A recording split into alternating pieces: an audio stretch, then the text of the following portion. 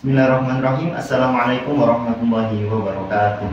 Video kali ini saya ingin membahas nabi-nabi yang diberikan oleh Allah umur yang panjang. 3 nabi yang saya sebutkan mungkin masyhur karena termasuk 25 nabi yang wajib diketahui oleh umat muslim. Sedangkan 1 nabi itu tidak termasuk di dalam yang 25, tetapi masih ada kaitan dengan salah satu nabi yang berada di jajaran 25 nabi. Bahkan masuk di jajaran nabi-nabi yang top, nabi-nabi ulul azmi. Memang ada beberapa perdebatan di antara para ulama, apakah nabi-nabi yang saya sebutkan ini, 4 nabi ini masih hidup pada zaman sekarang. Tetapi mayoritas ulama menyebutkan bahwasanya 4 nabi ini masih hidup pada zaman sekarang. Baik, langsung saja saya akan mulai. Nabi yang pertama adalah Nabi Khidir alaihissalam. Nabi Khidir alaihissalam, saya sudah ceritakan bagaimana cara awal mula beliau bisa menjadi kekasih Allah, menjadi orang yang diridhoi dalam hidupnya, menjadi orang yang dekat dengan Allah. Saya juga sudah membahas bagaimana kisah beliau, Nabi Khidir alaihissalam, menjadi gurunya Nabi Musa dalam perjalanan yang saya sebutkan tadi, karena memang Nabi Khidir alaihissalam adalah bukan termasuk dari 25 nabi yang wajib diketahui, namun beliau adalah guru atau pernah menjadi guru hikmahnya Nabi Musa alaihissalam. Silahkan dicek pada kolom deskripsi, saya akan cantumkan link video di mana saya sudah membahas bagaimana kehidupan Nabi Khidir, kemudian bagaimana kisah Nabi Khidir dan perjalanannya Nabi Musa. Nabi Khidir sendiri memiliki mukjizat seperti namanya Khidir, yang artinya adalah hijau, di mana beliau melangkahkan kaki atau duduk di suatu tempat tanah yang gersang, maka tanah itu menjadi hijau, menjadi subur seperti itu.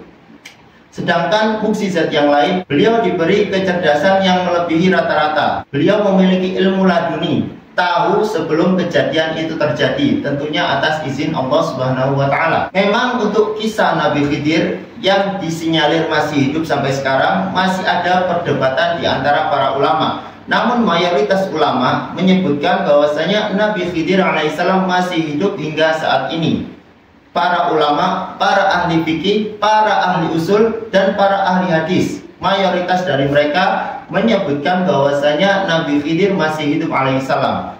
Bahkan ada 70 siddiqin, yaitu orang-orang yang jujur bisa dipercaya, mereka pernah bertemu dengan Nabi Khidir alaihissalam, artinya melihat secara langsung dengan mata kepala mereka. Dan beberapa menyebutkan bahwasanya mereka pernah satu majelis dengan Nabi Khidir alaihissalam. Rasulullah SAW sendiri pernah bersabda, yang artinya Nabi Khidir berada di samudra, Nabi Ilyas berada di daratan. Keduanya saling bertemu pada malam hari di dinding yang dibuat oleh Dzulkarnain. Yang dinding ini adalah dinding yang membelenggu atau mengisolasi Ya'juj dan Ma'juj. Kisah Ya'juj dan Ma'juj ini juga sudah pernah saya bahas dan akan saya taruh linknya di deskripsi jika teman-teman ingin mendengarkan atau ingin mengetahui bagaimana kisah Ya'juj dan Ma'juj pada saat keluarnya esok di hari kiamat. Kemudian nabi yang kedua, nabi yang disinyalir masih hidup sampai saat ini adalah Nabi Idris alaihissalam. Berbeda dengan Nabi Khidir alaihissalam, Nabi Idris dugaan kuatnya bukan lagi dugaan, karena memang mayoritas ulama dan didukung oleh riwayat-riwayat yang sahih bahwasanya Nabi Idris masih hidup sampai sekarang, bahkan tinggal di surga. Ada pula pendapat dari ulama yang tinggalnya di langit keempat. Ada juga yang berpendapat di langit ke-7, ada yang berpendapat langit ke-6. Tapi semuanya berpendapat bahwasanya Nabi Idris masih hidup. Perbedaan pendapatnya adalah di manakah Nabi Idris tinggal pada saat ini. Kisah Nabi Idris alaihissalam bisa hidup sampai sekarang. Pada satu waktu, ketika Nabi Idris sudah datang ajalnya, Allah Subhanahu wa Ta'ala memerintahkan malaikat maut untuk menjemput Nabi Idris alaihissalam. Kemudian malaikat maut itu pun menyampaikan apa perintah dari Allah Subhanahu wa Ta'ala, bahwasanya pada saat ini, pada hari ini engkau akan diwafatkan oleh Allah Subhanahu wa Ta'ala, dan akulah yang akan mencabut nyawamu. Nabi Idris alaihissalam menyetujui ketika malaikat maut ingin mencabut nyawanya, namun dengan satu syarat. Beliau memberikan syarat, ketika aku sudah diwafatkan, maka hidupkanlah aku kembali. Dan permintaan Nabi Idris ini dikabulkan oleh Allah Subhanahu wa taala.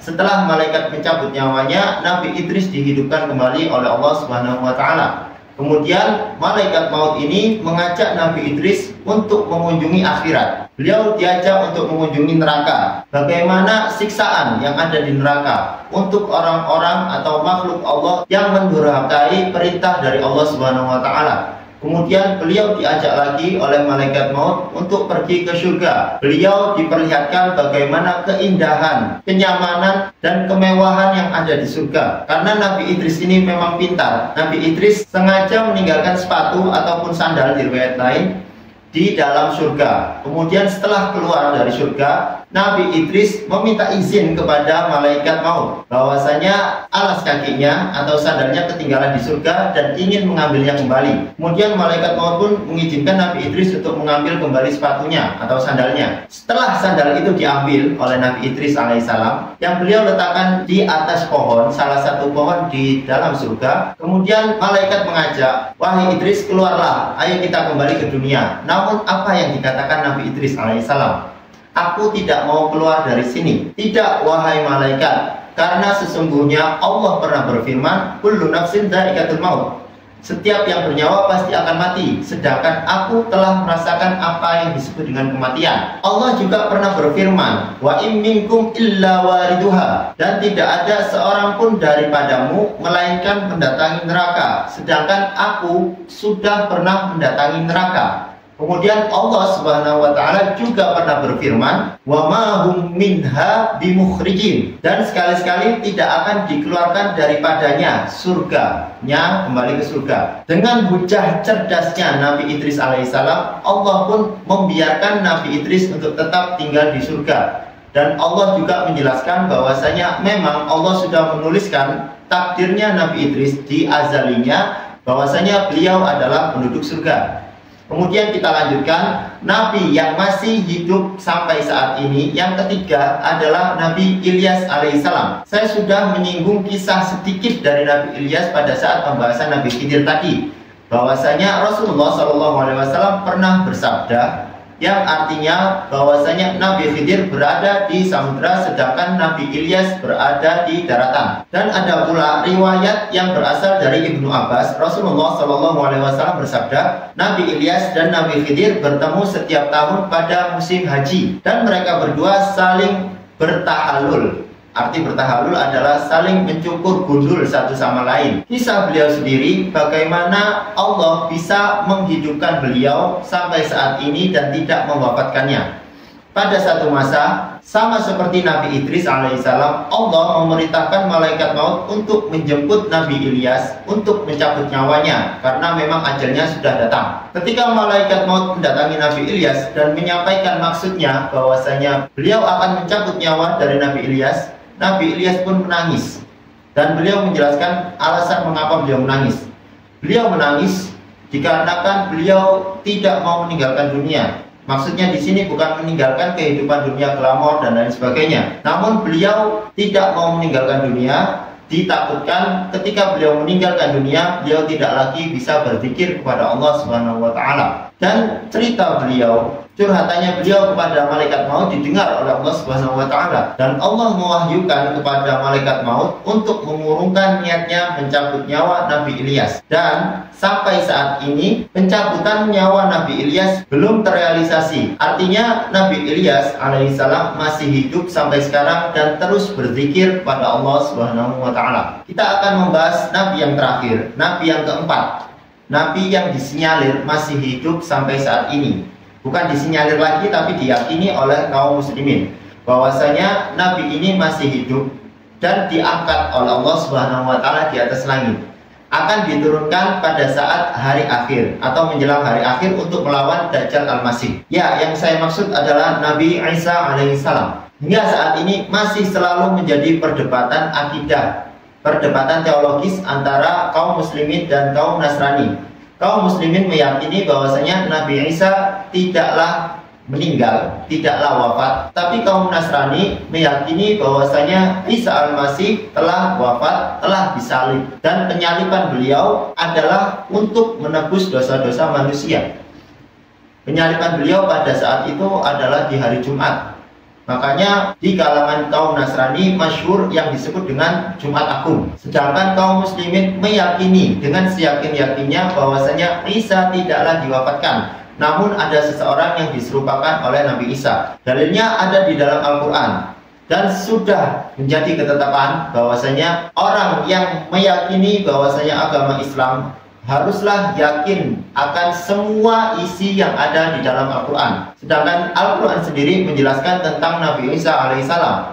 Allah Subhanahu wa taala berfirman, "Wa qaulihim inna qatalnal masiha Isa bin Maryam Rasulullah." Dan perkataan mereka, sesungguhnya kami telah membunuh Al-Masih Isa ibnu Maryam, Rasulullah, utusan Allah. Tapi Allah menjawab pernyataan mereka dalam satu ayat juga, "Wa ma qataluhu wa ma salabuhu walakin syubbiha lahum." Mereka tidaklah membunuhnya, mereka juga tidak menyalibnya, walakin syubbiha lahum, tetapi ada yang diserupakan untuk mereka. Di dalam agama Islam, di dalam akidahnya Islam, bahwasanya sudah jelas Nabi Isa alaihissalam diangkat oleh Allah Subhanahu wa taala ke langit.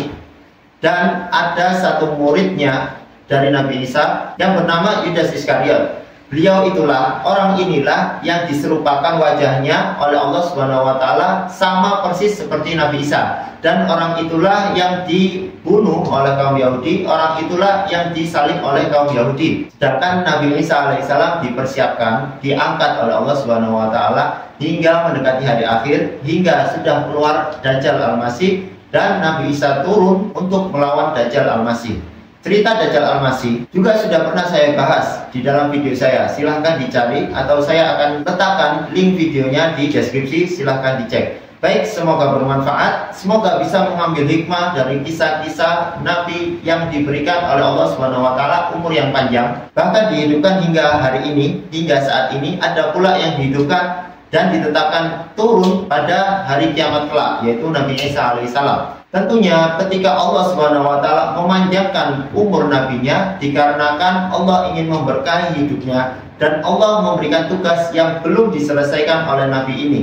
Sedangkan kita jangan pernah berharap umur yang panjang.